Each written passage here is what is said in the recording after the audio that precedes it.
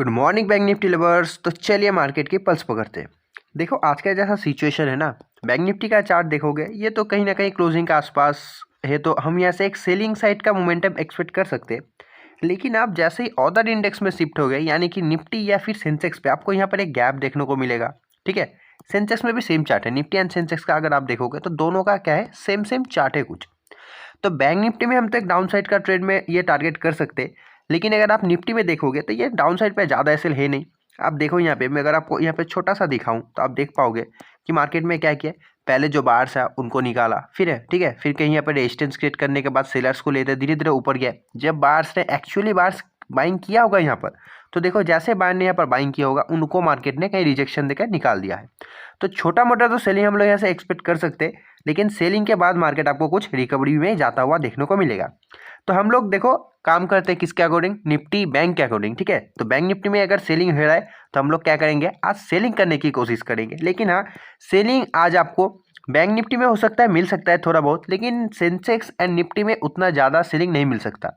क्योंकि क्या होता है आप समझो, निफ्टी ने क्या किया है, कहीं अब ऊपर जाके क्लोजिंग दिया है, गैप दे के। ठीक है, निफ्टी का देखो कहीं मार्केट ने क्या किया, ऊपर जाके क्लोजिंग दिया है, एक गैप छोड़ के, बहुत ही ऊपर क्लोजिंग है। सेंसेक्स का भी क्लोजिंग देखोगे सेम है कि इसने क्या किया, ऊपर जगह कहीं क्लोजिंग दिया है। लेकिन बैंक निफ्टी क्या हुआ, ये पीछे छूट गया है। तो मेजोरिटी जो रैंडम ट्रेडर्स होता है ना, उनके माइंड पे ये आएगा कि बैंक निफ्टी तो नीचे मिल रहा है, चलो बाइंग करते हैं। बैंक निफ्टी उन्हें देखो फेयर वैल्यू मिल रहा है, ये जो फेयर वैल्यू होता है ना, उन्हें फेयर वैल्यू मिल रहा है कि हमें तो एकदम मार्केट नीचे बहुत ही लो प्राइस में मिलता है, चलो हम लोग यहाँ पे भर भर के बाइंग करते हैं। क्योंकि देखो वो बाइंग करेंगे, एसएल कहाँ रखेंगे, 58,000 के नीचे, तो मार्केट इसे खाने के लिए आ सकता है। तो इसके अकॉर्डिंग आज हम लोग सेलिंग करने वाले, लेकिन हाँ कुछ सेलिंग के बाद मार्केट रिकवरी में जा सकता है। चलिए गाइस, तो हम लोगों ने यहाँ पर एक बाइंग साइड का पोजीशन बनाया।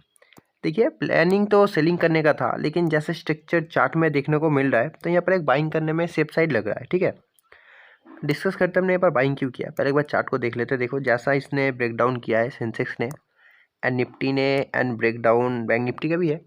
क्या है कि देखो मैंने आपको जो कहा, बैंक निफ्टी जाने के लिए नीचे जा सकता है, लेकिन ये जो सेंसेक्स का चार्ट है और ये जो निफ्टी का चार्ट है, ये मार्केट नीचे नहीं जा सकता। क्योंकि फर्दर देखो यहाँ पर मार्केट ने बायर्स को निकाल कर ऊपर गया, ऊपर से गैप में कोई एसएल बचा नहीं है कि मार्केट नीचे कर पाए। ऊपर से जैसे ब्रेकडाउन हुआ, सेलर्स आने लगे तो मार्केट घूमना चालू कर दिया। ऐसे में अभी देखोगे कुछ 4,000 के आसपास प्रॉफिट चल रहा है। टारगेट रोज की तरह रहेगा, 12,000 का लॉस लेंगे या फिर 12,000 का प्रॉफिट लेंगे। लेकिन कल क्या था, कल हम लोगों का एक एसएल लग गया था, तो आज ट्राई करेंगे कि हमारा जो स्ट्रिक हम लोग तोड़ दे उसे। जैसे प्रॉफिट दिखता है हम लोग क्या करेंगे, बुकिंग साइड में चले जाएंगे।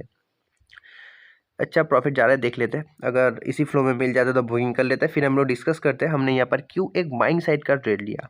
मैं आपको अभी भी कह दूँ सेलिंग का प्लान है, लेकिन मैंने आपको पहले ही कहा था, आप वीडियो थोड़ा ऊपर से देखो, मतलब जब स्टार्टिंग वहाँ से देखो। मैंने आपको क्या कहा था कि ये फॉल करेगा लेकिन ज़्यादा नहीं कर पाएगा, ये रिकवरी मोड में जाना ही होगा मार्केट को, क्योंकि डाउन साइड पर ज़्यादा एसएल प्रेजेंट है नहीं ना, तो आप टारगेट किसे करोगे। बैंक निफ्टी अगर नीचे जाए तो मैं 1 मिनट के लिए मान लूँ चलो बैंक निफ्टी जा सकता है, लेकिन निफ्टी एंड सेंसेस का जाना थोड़ा सा इम्पॉसिबल टाइप था। प्रॉफिट हमें 9,000 भी देखने को मिला है, 10,000 टच करते करते रह गए, कोई दिक्कत नहीं, 12,000 तक वेट करेंगे, फिर देखते हैं मार्केट क्या करता है। अभी देखो ये जो सेलर्स थे ब्रेकडाउन के बाद कुछ आए होंगे, अब इनका जो एसएल आपको कहाँ मिलेगा, मिनिमम यहाँ तक मार्केट को आना चाहिए, और मे भी थोड़ा बहुत मूव करने के बाद हमें अपना टारगेट भी मिल जाएगा। देखो कुछ 10,000 के आसपास हम लोग चल रहे हैं, और हमें क्या चाहिए, और 2,000 चाहिए। ठीक है, एक बार टारगेट मिल जाता है फिर हम लोग क्या करते हैं, डिस्कस करते हैं हम लोग यहाँ पर ट्रेड क्यों लिया। चलिए, तो हम लोगों ने इस पोजीशन को यहाँ पर निकाल दिया। देखो अब निकालने का रीज़न क्या है कि जैसा यहाँ पे होल्ड कर रहा है ना, एक स्पाइक का कैंडल दे सकता है, रेड कैंडल बहुत ही तगड़ा सा। तो अब डिस्कस करते हैं हमने यहाँ पर एंट्री एंड एग्जिट क्यों लिया। ठीक है, सबसे पहले हम लोग एंट्री हम लोग जहाँ पर लिया, हम लोग लगा रहे थे कहीं यहाँ पर हमने एंट्री लिया था, एग्जिट देखो किसी स्टॉप में हमने निकाल दिया, 120 पॉइंट के आसपास हम लोगों ने कैप्चर किया। ठीक है, कोई दिक्कत नहीं। अब हम लोग डिस्कस करते हैं हमने यहाँ पर बाइंग क्यों किया था। सेम देखो मैं आपको वही कहूँगा कि डाउन साइड पे एसएल नहीं था निफ्टी एंड सेंसेक्स पे। निफ्टी पे आपको देखने को मिलेगा बायर्स को पहले ब्रेक डाउन करके निकाला है, फिर मार्केट रेजिस्टेंस से सेलर्स को लिया है, फिर कहीं ऊपर जाके ब्रेकआउट पे बायर्स को लिया है, और रिजेक्शन के उन बायर्स को निकाल भी दिया है। और बाई चांस अगर कोई बायर्स बैठा होगा ना, तो देखो जैसा मार्केट ओपन होते स्ट्रॉन्ग कैंडल से सीपी का ब्रेकडाउन और इसका ब्रेकडाउन दिया, अच्छे बायर्स भी निकल गए होंगे।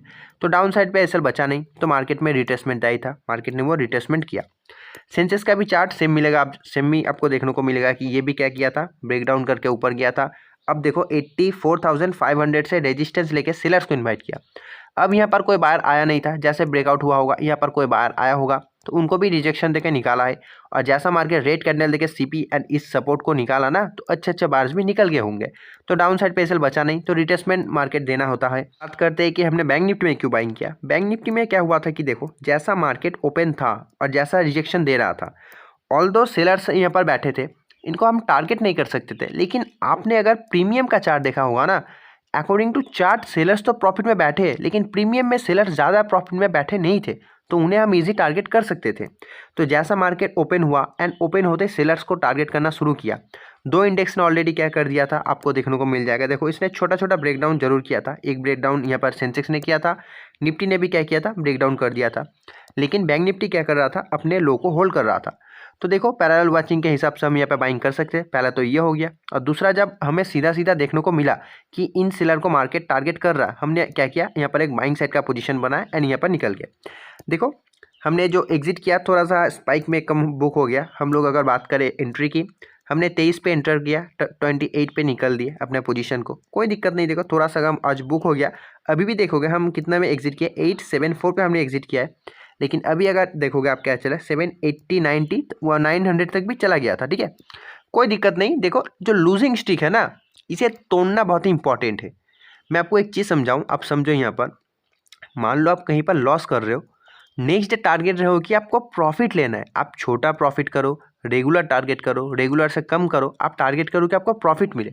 क्योंकि अगर आपको एक लॉस लग गया और नेक्स्ट डे भी आपने लॉस ले लिया, तो आपका तीसरा दिन जो जाएगा ना, आप फोमो में एंट्री करोगे, ट्रेड में आपका बिल्कुल कॉन्फिडेंस नहीं रहेगा, आप पैनिक में रहोगे कि क्या मार्केट ये कर देगा, कब मार्केट ये कर देगा। तो ये जो है आपको लूजिंग स्टिक तोड़ना है। भले ही आप 200-400 का भी प्रॉफिट ले लो, लेकिन उस डे को ग्रीन में क्लोज करो। ठीक है, हमने 11,000 तक प्रॉफिट देखा था, 10,800-900 तक का प्रॉफिट देखा था। वेट करते तो मे भी टारगेट मिल जाता, लेकिन जैसा 5 मिनट में हमें टारगेट मिल गया, देखो अभी अगर ये नीचे आया ना, तो वो फिर से हमारा 50 मिनट खराब कर देगा। तो इसीलिए पोजीशन को निकालना जरूरी था। चलो वीडियो को एंड करते, तब तक का बाय, जय हिंद, जय भारत।